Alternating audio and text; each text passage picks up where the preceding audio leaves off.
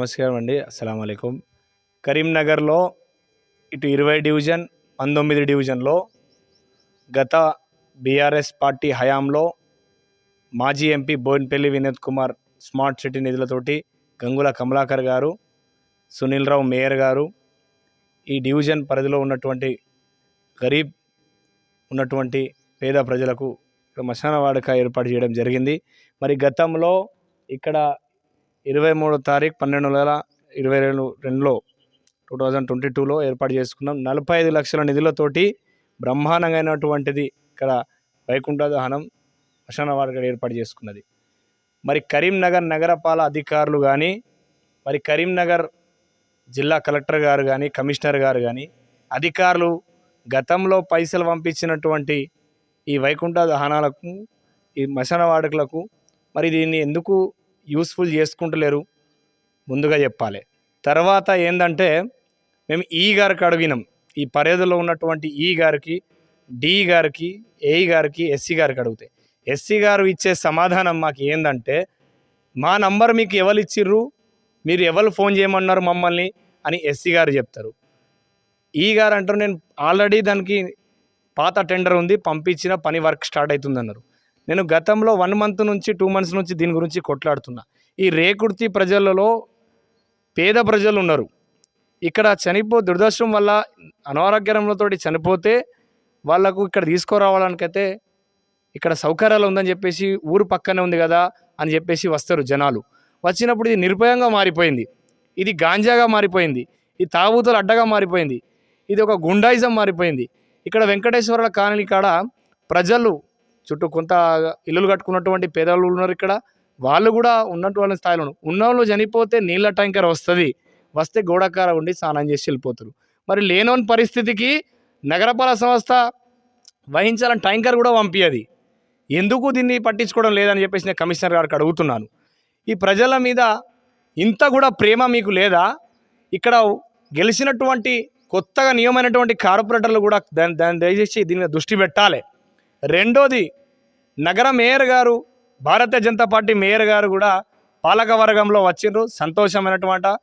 మరి ఆ పాలక వర్గంలో ఉన్నటువంటి మేయర్ గారు కూడా, డిప్యూటీ మేయర్ గారు కూడా అప్పట్లో మేయర్గా వహించినటువంటి ఆయనే హయాంలో ఆయనే సంతకంలో 45 లక్షలు కేటాయించిండ్రు. మరి 45 లక్షలు కేటాయించినప్పుడు ఆ సునీల్ రావు గారికి తెలియకుండానే ఈరోజు భారతీయ జనతా పార్టీలో డిప్యూటీ మేయర్గా ఉండి ఇది కనబడతలేదు ఆ మేయర్ గారికి, డిప్యూటీ మేయర్ గారికి.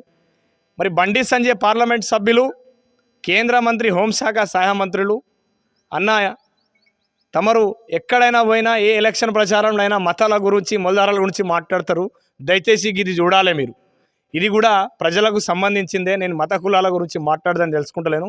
నా రేకుర్తి ప్రజలకు అన్యాయం జరుగుతుంది. ఈ అన్యాయం నుంచి కాపాడాలని నేను జిల్లా కలెక్టర్ గారికి, కమిషనర్ గారికి, పోలీస్ యంత్రం కూడా చెప్తున్నాను. ఇక్కడ చూడండి, ఇది ఒక బార్ లెక్క బాణసరగా మారిపోయింది. ఇది ఈ 40 లక్షలు కనీసం కేటాయించినప్పుడు దీన్ని 40 లక్షల పని ఎక్కడైంది అనేటువంటి అధికారులకు అడిగితే ఎవరు జవాబు ఇవ్వడం లేదు మున్సిపల్ నగరపాలక సంస్థలు. నేను మళ్ళా ఎస్సీ గారికి చెప్తున్నా, ఈ గారికి చెప్తున్నా, డి గారికి చెప్తున్నా, ఏ గారికి చెప్తున్నా, మేము బీఆర్ఎస్ పార్టీ కార్యకర్తలం, ప్రజాప్రతినిధులం. తప్పన పరిస్థితిలో మా ప్రజల్లో ఉన్నటువంటి మా ప్రజల్లో అన్యాయం జరిగితే మేము ఊకం. మీకు ఫోన్లు చేస్తే మీరు రెస్పాన్స్ కూడా ఇవ్వాలనే పరిస్థితుల్లో ఉన్నారు మీరు అధికారులు, ప్రభుత్వ అధికారులు. ఎందుకు నిద్రపోతున్నారా? మేము మా ఇంటి పని అడుగుతలేను, నా బావ పని, మా అక్క పని అడుగుతలేను. ఈ ప్రజల పని, ఇది ప్రజల సొమ్ము. రేపు మీరు బతికినాక సేవలు అందియకుంటే కనీసం చనిపోయిన డెడ్ బాడీకైనా సేవలు అందియాలని చెప్పేసి విజ్ఞప్తి చేస్తున్నాను. ఈ కరీంనగర్లో మళ్ళీ రేకుర్తి కాడ ఒక చెరువు ఉన్నది. ఈ చెరువుకి కూడా ఇరిగేషన్ సంబంధించిన అధికారులు చూడాలి. ఇక్కడ బ్రహ్మాండమైనటువంటి చెరువులో ఈ చెరువు కాడ ఏముందంటే ఫినిషింగ్ పెట్టి దీనికి మంచి ఐలాన్స్ పెట్టి మళ్ళీ ఇక్కడ ఈ శ్మశాన వాడక కాడ ఓ లైట్ పెట్టి సీసీ కెమెరా పెట్టి ఇక్కడ రోడ్ వేసిండ్రు, ఇంత పెద్ద రోడ్ వేసిండ్రు.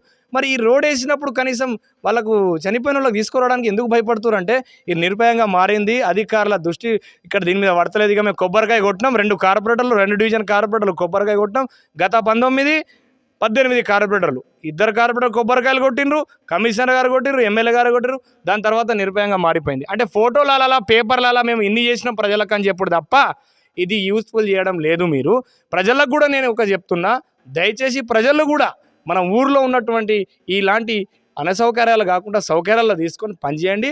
మేము ప్రభుత్వ అధికారుల దృష్టికి మళ్ళా తీసుకుపోతాం, మీ గురించి కొట్లాడతాం. ఈడ లైటు చౌరస్తా లైట్ పెట్టాలి, బోరు పెట్టాలి, నీళ్లు పెట్టాలి, అవసరం పడితే సీసీ కెమెరా పెట్టాలి, పెట్టించి దీన్ని యూస్ఫుల్ చేయాలని నేను డిమాండ్ చేస్తున్నాను. నా పేరు ఎండి సైఫ్, నేను కరీంనగర్ రేకుర్తిలో ఉంటా. నేను బీఆర్ఎస్ పార్టీ ఉద్యమ కార్యకర్త.